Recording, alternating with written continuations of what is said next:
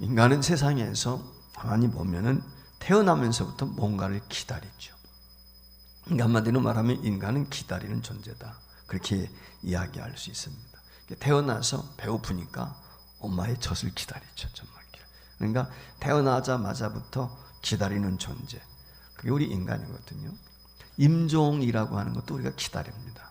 임종을 맞이한다 그러잖아요. 그러니까 죽음도 기다리는 것 중에 하나인 것입니다. 그러니까 어떻게 보면 우리 인간은 태어나서부터 죽을 때까지 기다림에 익숙하다. 그렇게 이야기할 수가 있고, 또 인생의 삶 자체가 기다림의 연속이다 라고 이야기해도 틀리지 않습니다. 신앙인들은 천국을 기다리죠. 사회 개혁자들이 있다면 그들이 아마 지상낙원을 기다리지 않을까 이런 생각을 가져오는데, 현실을 살아가는 사람들은 내가 출세하고 성공하고 물질의 복을 기다리고, 또 병들어 있는 사람은 건강이 회복되어지기를 기다리는 것이죠. 이처럼 우리 인간은 논할 것 없이 기다림의 연속이다. 그렇게 말씀을 드릴 수 있습니다. 사실 가만히 보면은 예술가들, 문학이라든지 미술이라든지 음악이라든지 이런 것들도 보면은 기다림이에요.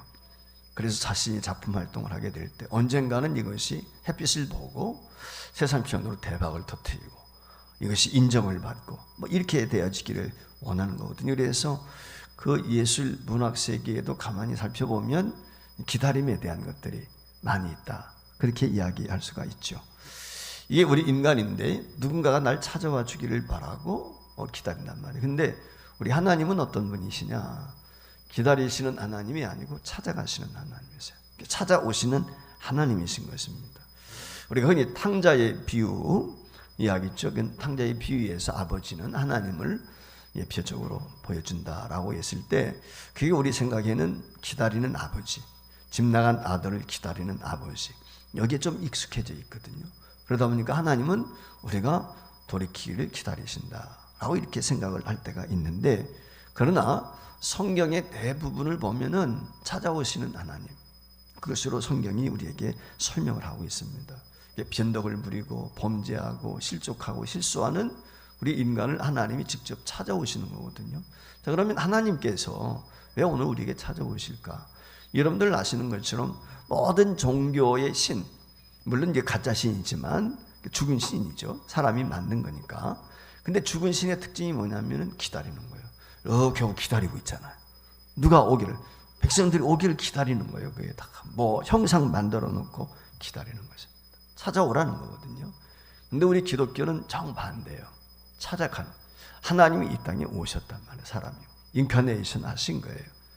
하나님께서 우리 인간 보고 찾아오라고 하는 것이 아니라 찾아오시는 거예요. 이렇게 말구에 오시고, 예를 들어 사마리아도 가시고 병든 자에게도 찾아가시고, 이게 예수님의 특징이거든요. 그러니까 하나님은 찾아오시는 분이십니다. 그러면은 왜 하나님이 우리에게 찾아오실까? 오늘 창세기 17장을 통해서 아브라함에게 찾아오셨던 그 하나님, 아브라함이 만나신 하나님을 통해서 하나님이 왜 이 땅에 찾아오시는지 그걸 우리에게 보여주고 있어요. 첫 번째는 하나님 자기 계시, 하나님이 내가 누구냐, 자기를 드러내시기 위해서 이 땅에 찾아오시는 것입니다. 한마디로 말하면 하나님께서 내가 누구다라고 하는 걸 알려주는, 하나님이 하나님을 계시하지 않으면, 하나님을 알려주시지 않으면 우리 인간은 하나님을 알 수가 없어요. 왜냐하면 우리가 만드는 신이 아니기 때문에, 우리가 지어낸 신이 아니란 말이에요. 하나님은 손수 하나님 되시면 우리에게 가르쳐 주신 거거든요.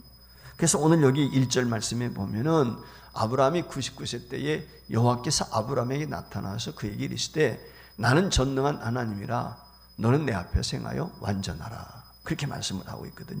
여기 말씀에 보면 아브라함에게 찾아오셨던 하나님이 나는 전능자다, 엘사다이라고 하는 말이거든요.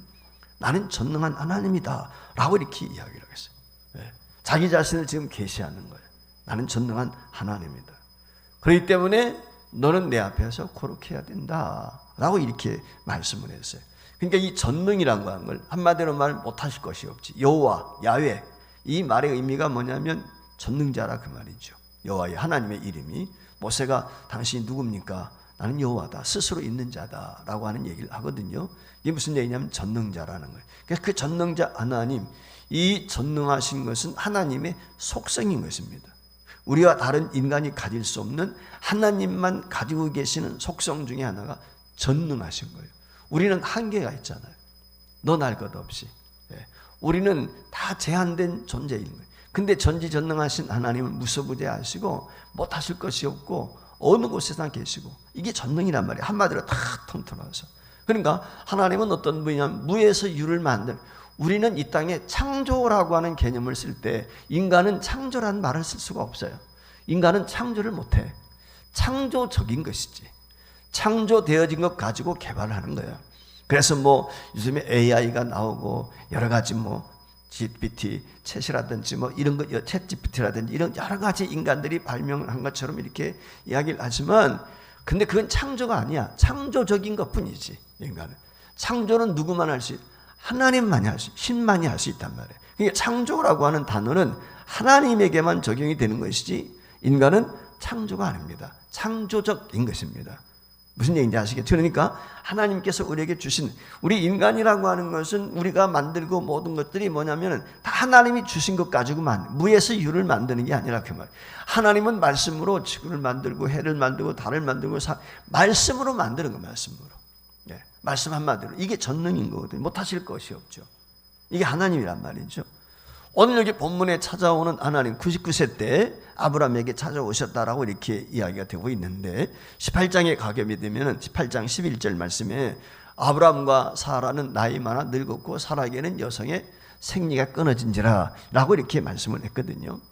우리가 창세기 17장, 오늘 여기 본문 우리가 다 보지는 않았지만 17절 18절 말씀에 보면 하나님께서 아브라함에게 찾아오셔서 내가 내년 이맘때에 아기를 낳을 거야, 100세에 라고 하는 얘기를 했어요. 그때 이 아브라함이 엎드려 가지고 어떤 표현을 보이는, 아브라함이 엎드려 웃으며 속으로 이르되 100세 된 사람이 어찌 자식을 낳을까?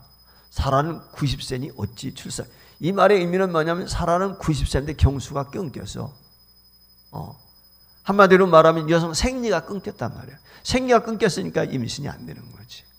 그러니까 임신할 수 없는데, 아기 낳을 수 없는데 어떻게 아기를 낳을 수 있는가? 이렇게 지금 오늘 여기 한마디로 말하면 아브라함이 엎드렸다. 아브라함. 비웃는 거죠. 참 하나님도 날 웃기시네. 이삭이란 말이 웃겼다는 말이거든요. 실소를 금치 못했다는 거예요. 18장에 가게 되면 또 이제 그 사라도, 사례죠. 그때 당연히 사례도 웃게 되는데, 그래서 그런 거거든요. 한마디로 말하면 어떻습니까? 아브라함이나 사례는 자신들의 힘으로는 아기를 낳을 수가 없다. 불가능하다. 경수가 끊겼기 때문에. 그래서 인간적인 방법을 하게 되는 거죠.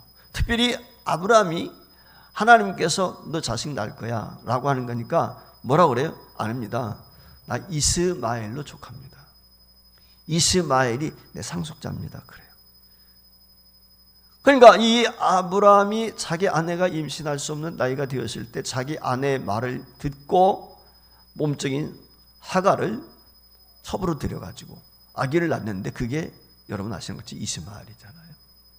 자, 우리 창세기 18장 14절 말씀 한번 보겠는데, 여호와께 능하지 못한 일이 있겠느냐? 기한이 이를 때에 내가 내게로 돌아오니 사라에게 아들이 있을 것이다.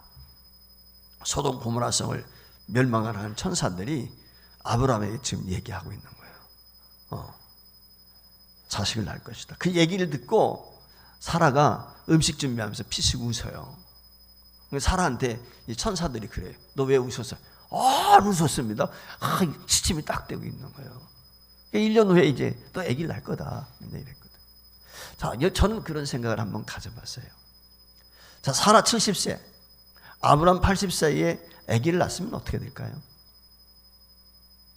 아마 그러면은 아브라함이 믿음이 지금 같지 않았을 것 같아요. 왜? 사라가 임신할 수 있는, 아직 경수가 안 끊겼으니까. 근데 지금 사라가 임신한 것은 경수가 끊겨버렸어요. 여성으로서의 기능이 끝났단 말이에요. 그러니까 임신을 도저히 알 수가 없는 것이죠.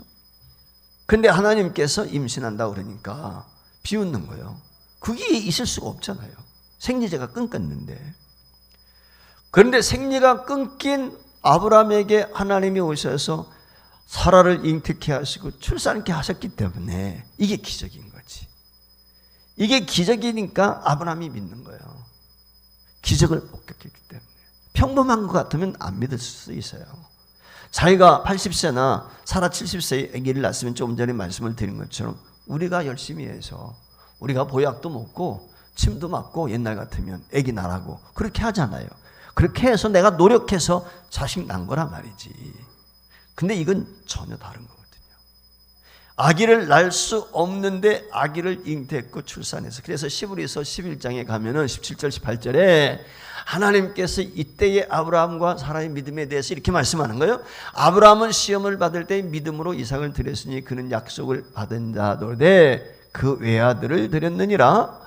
그에게 이미 말씀하시기를 내 자손이라 칭할 자는 이삭으로 말미암으라 하셨으니 그가 하나님이 능히 이삭을 죽은 자 가운데서 다시 살릴 줄로 생각한지라 비유컨대 그를 죽은 자 가운데서 도로 받은 것이니라 그랬어요. 여러분, 이 아브라함의 믿음이 온전한 믿음이라는 것을 이 시브리서 기자가 이야기하는데, 시브리서 기자가 아브라함의 믿음을 무슨 믿음이냐? 부활신앙, 죽은 자를 살리시는 부활신앙, 그걸 이야기하고 있어요.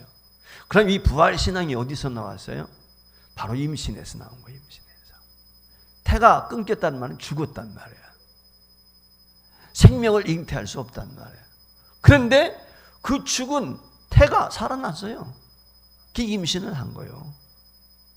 이 태가 죽었는데 살아난 것을 목격을 했으니까 이 아브라함에게 나타나가지고 너 이삭 바쳐 기꺼이 드릴 수 있는 거지. 왜? 내가 경험했잖아. 아기 낳을 수 없는 내 아내가 임신을 했단 말이에요. 자식을 낳았단 말이에요. 그런데 뭘 못하겠어요. 그러니까 의심이 없이 기꺼이 그 이삭을 산제물로 하나님 앞에 드릴 수 있었는데, 그 이유는 시브리서 기자가 이야기한 것처럼 다시 살리실 줄을 믿었다는 거예요. 이게 아브라함의 믿음인 것이지요. 이처럼 하나님께서 자기를 드러내시기 위해서 이 땅에 오시는 거예요. 내가 전능자다. 엘사다이, 나는 못할 것이 없다. 날 믿어라. 한마디로 그 얘기거든요. 오늘도 하나님은 저와 여러분에게 찾아오시기를 원하십니다. 왜 찾아오십니까? 찾아오셔서 하나님을 드러내는 거예요. 이게 오늘 우리에게 굉장히 중요한 거예요. 하나님은 저와 여러분이 하나님을 드러내기를 원하세요. 한번 돌아보세요, 여러분. 여러분들은 여러분의 삶의 현장에서 하나님이 이런 분이야. 조금 전에 이것이 나의 간증이요 찬송했는데, 여러분 이런 간증이 있어요? 봐, 하나님. 내가 만난 하나님, 나에게 찾아오신 하나님 보라니까. 이거 할 수 있어야 되는 거예요. 그게 크리스찬이에요. 그게 진짜인 거예요. 이게 중요한 거거든요. 항상 이방 사람, 예수 안 믿는 사람들 우리에게 먼저 찾아오지 않아요. 우리가 먼저 교회는 찾아가는 거예요. 교회는 전도 가야 되는 거예요. 절간 지어놓고 산속에서 오기 기다려, 그런 기독교가 아니에요. 기독교는 세상 속으로 가는 거예요. 그게 교회야. 그래서 교회는 도시에 있고 이 사람들이 우글거리는 속에 교회가 있는 거예요. 절간은 어디가 있어요? 산속에 가 있는 거지. 찾아오라고. 죽은 시니까. 돌 닦기 위해서 찾아가고 사람이 자발적으로 가는, 그건 달라요. 우리 기독교는 적극적, 찾아가는 것은 사실은 부정적인 것이지, 찾아오는 건 적극적인 거예요. 찾아가는 것은 소극적이라면 우리는 적극적. 그래서 찾아가서 복음을 전해서 저들로 하여금 예수 믿고 구원받게 하는 것입니다. 이게 기독교거든요. 저도 지금 살고 있는 아파트에 오랫동안 살고 있는데 모르는 사람 많아요. 제가 이웃과 이렇게 일부러 찾아가서 교제하지 않는 한은 알 수가 없잖아요. 인사도 어쩌다 하고 그랬지만 제대로 가정 형편을 모르는 경우 태반이죠. 이 말의 의미는 뭐냐면 찾아오고 만나는 것, 찾아가는 것은 교제가 이루어졌을 때 그 사람이 어떤 사람인지, 그 사람이 어떤 모습으로 사는지, 이거 교제를 통하지 않고는 알 수, 그분의 습관이 어떤지, 그분의 가지고 있는 환경이 어떤지, 그분의 인생관이 어떤지, 그분의 배경이, 그거 알 수가 없어요. 교제를 해야 되는 것이지. 마찬가지로 하나님이 우리에게 찾아오시 전에는 하나님을 알 수가 없어. 근데 하나님이 우리를 찾아오셨어. 왜? 내가 이런 분이다. 내가 이런 사람이다. 하나님이다. 라고 하는 걸 보여주기 위해서. 호렙산에 여러분 아시는 것처럼 모세를 찾아갔던 그 하나님 똑같은 거예요. 찾아오시는 거예요, 하나님은. 그래서 그 하나님을 믿고 의지하고 그분과 동행할 때 그게 성도인 것이죠. 복이 있는 것이죠. 자, 두 번째, 그럼 왜 하나님이 우리에게 찾아오시는가? 이유가 있죠. 저와 여러분에게 사랑을 베푸시기 위해서, 주기 위해서 오시는 거예요. 뭘 달라고 오시는 게 아니에요. 어떤 분이 그러더라고. 부처는 이렇게 하고서 돈 달라는 거래, 이게. 돈 달라, 시주해라, 뭐 그런다는 거예요. 그게 아니, 우스갯소리. 죄송합니다. 다른 전기 얘기해서 안 됐지만은, 주님은 주기 위해서, 주기 위해서. 다 주기 위해서. 사람이라는 게 그렇잖아요. 어떻습니까? 사랑을 받고 싶어요. 인간이라고 하는 것은 줄여 있어, 정에 줄여 있고, 물질에 줄여 있고, 사람에 줄여 있고, 모든 게 줄여 있단 말이에요. 결핍증을 가지고 있단 말이에요. 이게 참 만족이 없는 인간의 특징인 거거든요. 그래서 뭔가를 자꾸 움켜쥐려고, 손을 펴기보다는 자꾸 움켜쥐는 거예요, 우리가. 이게 인간의 본성인 거거든요. 근데 하나님은 반대로 주기 위해서 오시는 거예요. 모든 걸 내어주시기까지. 십자가에서 물과 피를 다 쏟아주셨으니까 더 할 말이 없죠. 이처럼 주기 위해서. 근데 그 주기 위해서 오시는데 어떤 사람? 죄인을 향해서 오시는 거예요. 얄밉고 정말 주어받고 싶은 그런 사람들 있잖아요. 그런 사람들 여러분도 없어요? 하다 보면 다 한번 가가지고 뒤통수 한번 쳐주고 싶을 때가 있단 말이지. 그런 사람들이 있거든요. 근데 그런 사람들을 위해서 오시는 거예요. 여러분 오늘 아브라함 보세요. 하나님께 아브라함이 실수하지 않습니까? 여러분 그 실수가 무엇입니까? 하나님이 분명히 자식 주신다고 그랬는데 그 약속 믿지 못했어요. 너로 하여금 만민의 조상이 되고 씨앗이 될 것이라고 분명히 이야기를 했는데 자기 임의대로 행동을 하지 않습니까? 그게 무엇이에요? 아내 말 들은 거예요. 아내 말. 아내 말 들어가지고 아내의 몸적인 하가를 취해가지고 자식을 낳는데 그게 이스마엘이에요. 여러분 오늘날 무슬림이 다 이스마엘이에요. 그게 후손들인 거예요. 중동 지역에. 이게 이스라엘 백성들과 천철지 원수가 돼가지고 지금까지 이렇게 원수로 사는 거예요. 이게 아브라함의 실수 한 번, 이게 말이죠. 이 주님 오시는 그날까지 이게 이루어지지 않겠어요? 이게 가지 않겠어요? 한 번의 실수가 이런. 그런데도 하나님은 그런 아브라함을 찾아오신단 말이죠. 그리고 용서해 주세요.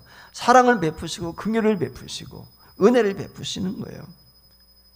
여러분 이스마엘이 태어나지 않았다면은 오늘날 이와 같이 중동의 전쟁, 유대인과 중동 사람들과의 피 터지는 이 전쟁이 끝나지 않았겠어요. 그런데 지금 계속 되어지고 있는 것이거든요.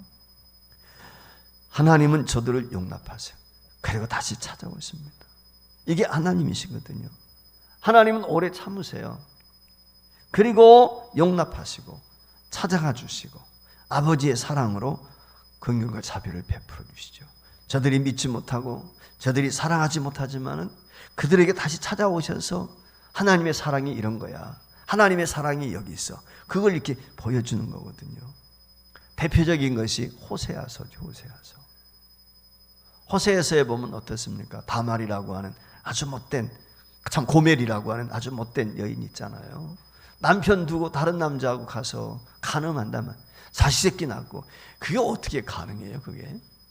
근데 하나님께서는 그 호세아에게 가서 돈 주고 사오는 거예요. 돈 주고 대가 지불하고 데려오는 거예요. 그것도 한두 번이 아니잖아요. 여러 번 반복적으로 그래요. 이게 하나님, 이스라엘 백성들이 그랬단 말이에요. 우상 앞에 절하고 바알 앞에 절하고 아세라 신에게 절하고 사람 의지하고 바벨론 의지하고 아수르 의지하고 애굽 의지하고 하나님을 의지하지 않고 늘 그랬다는 것이죠. 근데 하나님께서 그런 그들을 찾아가죠. 고멜한테 가는 거예요. 호세아가. 그래서 돈 주고 또 사오고 또 사오고. 이게 이스라엘 백성들의 모습인 거거든요. 근데 이스라엘 백성들만 그랬느냐? 아니에요. 예수님의 제자들도 그랬잖아요. 예수님의 제자들이 어떻게 했습니까?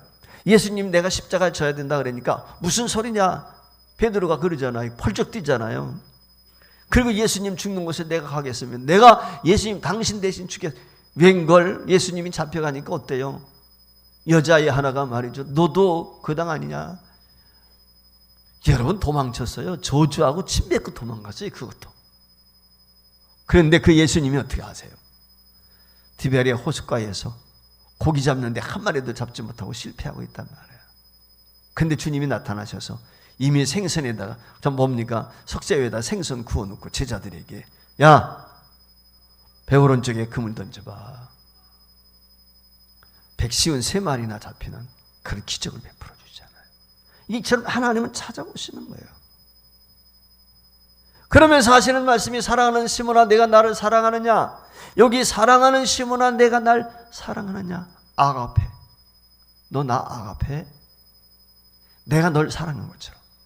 아가페는 말은 신적인 사랑, 희생적인 모든 걸 다 주는 사랑이에요. 내가 널 아가파워한 것처럼 너도 날 사랑하니? 그랬더니 베드로가 머리 극적극적하면서 저 필레오합니다. 그런 거예요. 필레오. 아가페고 필레오는 하늘과 땅인 거야. 필레오는 말은 우정이야. 우정. 친구. 언제든지 친구는 배신할 수 있는 거예요. 이게 자기가 할 수 있는 거예요. 자기가 할 수 있는 거. 인간이 할 수 있는 건 그것뿐이야. 그러니까 그런 베드로에게 난 널 아가파워해. 아가페. 난 널 사랑해. 배신하고 도망간 그 베드로에게 나타나셔서 그렇게 이야기하시는 거거든요.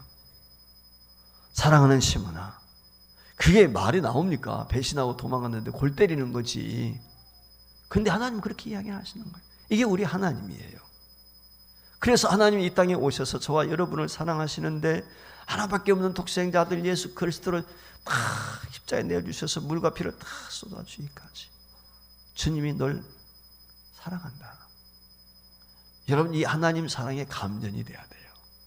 이 감격이 있어야 돼요. 하나님 날 이처럼 사랑하셨다니. 야, 하나님의 사랑이 이런 건가? 이걸 경험해야 하나님과 동행할 수 있어요. 그 경험이 있는 사람이 우리도 찾아가는 거예요. 하나님의 사랑을 거절하고 하나님을 거부하는 사람들에게 이유 없어. 그들이 날 환영해서가 아니야. 그들이 날 받아주기 때문이 아니라 욕을 먹고 침을 뱉고 심지어 저주한다. 그래도 찾아가는 거예요. 그리스도의 사랑 때문에. 사랑에 강권하시기 때문에. 그래서 복음을 전하는 것이죠. 이게 주님 닮은 그리스도인 것이죠. 예수쟁이라 그 말이에요. 세 번째, 왜 하나님이 오늘 우리에게 찾아오십니까? 중요한 건 주님의 뜻을 이루기 위해서. 하나님이 가지고 계신 섭리와 뜻이 있단 말이죠. 오늘 본문 2절, 8절 말씀에 보면 이렇게 이야기합니다. 내가 내 언약을 나와 너 사이에 두어 너를 크게 번성하게 하리라 하시니 내가 너와 내 후손에게 내가 고려한 이 땅, 곧 가나안 온 땅을 주어 영원한 기업이 되게 하고 나는 그들의 하나님이 되겠다. 나는 너와 너희 후손에게 하나님이야. 한마디로 말하면 목적이 있어요. 목적. 주님이 이루고자 하는 목적. 그래서 아브라함을 찾아오신 하나님의 선한 뜻이 무엇이냐?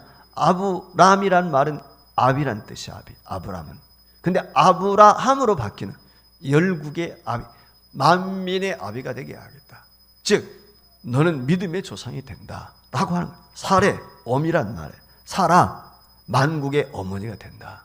모든 믿는 자의 어머니가 된다 라고 하는 것을 그렇게 이야기를 하는 것이죠. 그러니까 하나님은 뜻이 계시고 섭리가 모든 게 그렇습니다. 갈라디아서 4장 4절 말씀에도 보면 예수님이 이 땅에 찾아오시는데 아무 때나 오신 게 아니고 때가 참에 여자에게 나시고 그렇게 쓴 게. 그러니까 하나님은 베들레헴에 주님이 처음 초림하실 때에도 그때도 때가 되었기 때문에 오신 거예요.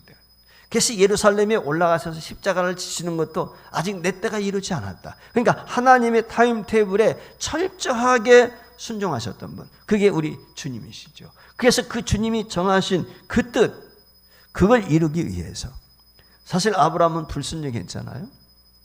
그래서 사라를 통해서, 참 하가를 통해서 이스마엘을 얻었자. 어떻게 보면 하나님이 아브라함에게 약속한 실패할 수밖에 없는 것 같아요. 그런데 하나님이 절대로 자기의 계획을 실패하지 않습니다. 사라가 나이 90이 되고 아브라함이 100세가 되었을 때, 임신할 수 없는 그 나이가 되었을 때 결국은 하나님께서 그들을 찾아와 주시고 만나 주시고 임신할 수 있도록 은혜를 주셨단 말이죠.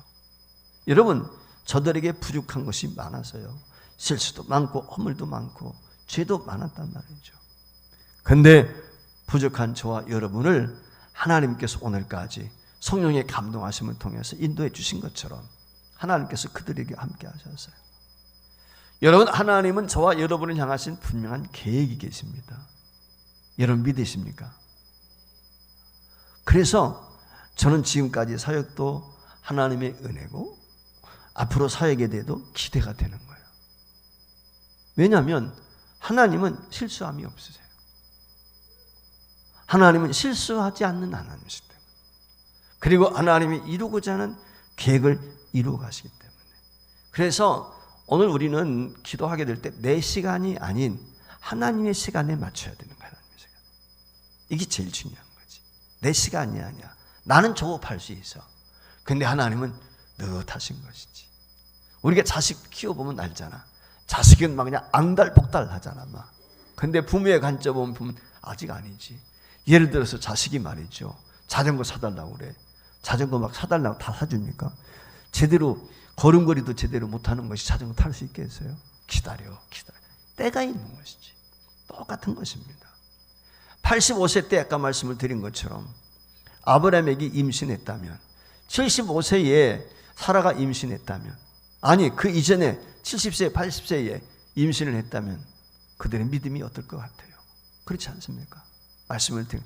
그런데 불가항력적 인간의 힘으로는 도저히 이룰 수가 없다 라고 한 그 시점에 오셔서 하나님께서 임신케 하시고 아기를 주셨어요. 그래서 이후에 아브라함의 삶은 무엇이겠어요? 내 주여 뜻대로 하옵소서. 이게 진짜 찬송이 돼야 돼. 이게 여러분이 이 찬송을 정말 즐거움으로 부를 수 있어야 돼. 기쁨으로 부를 수 있어야 돼. 내 주여 뜻대로 하옵소서. 살든지 죽든지. 이게 고백이거든요. 고백. 여러분에게 이런 찬송이 있어요. 이게 굉장히 중요한 거거든요. 하나님은 반드시 자기의 있을 뜻으로 하십니다. 자기의 섭리 계획한 걸 다 그대로 이루어 가시는 거예요. 내가 원하는 게 아니라 하나님이 기뻐하시는 거, 하나님이 원하시는 대로 그렇게 저와 여러분을 빚어가시고 이루어 가시는 줄을 믿습니다. 그래서 하나님께서 우리에게 찾아오셨어요. 과거에 우리가 닉 여른 목사를 통해서 우리가 함께 했던 것이 있었죠. 목적이 이끄는 삶. 5가지 큰 주제가 있었잖아요. 여러분들 기억나시는지 모르겠지만 하나님께서는 저와 여러분에게 목적을 가지고 계시다는 거예요. 그 목적이 뭐예요? 바로 하나님의 뜻이죠. 하나님의 뜻을 저와 여러분을 통해서 이루고자 하는 것입니다. 따라서 우리가 하나님의 뜻에 순종할 수 있도록 저와 여러분이 중요한 게 있는데, 우리의 사이클을 하나님의 사이클에 딱 맞추는 거예요. 우리가 공중에는 보면 많은 전자파가 있잖아요. 이 전파가 있는데 그것을 우리가 알아들을 수 있는 사이클 맞추는 거예요. 그걸 맞추면은 그 소리를 들을 수가 있잖아. KBS면 KBS, MBC면 MBC. 거기에 사이클을 맞출 때 그 소리를 들리는 것처럼 저와 여러분이 수많은 분주한 세상 속에서 들어가게 될 때 하나님의 음성을 들을 수 있는 비결은 하나님의 사이클에 맞춰야 되는 거지. 하나님의 사이클에 맞추지 않으면 세상의 분유한 소리, 잡다한 소리 다 들리는데 하나님의 음성은 못 듣는 거예요. 우리 인간이 그렇게 돼 있거든요. 한 귀를 가지고 여러 가지 소리를 한꺼번에 들을 수 있는 입장은 안 되는 거예요. 여러분 시장통에 가면 사람들 왁지작한 소리가 나잖아요. 근데 그 소리 기억해요? 하나도 기억하는 사람은 없어요. 소리는 들었지만 의미가 없는 거니까. 마찬가지로 오늘 우리가 세상의 소리가 아니라 하나님의 소리, 거기에 사이클을 맞추는 거예요.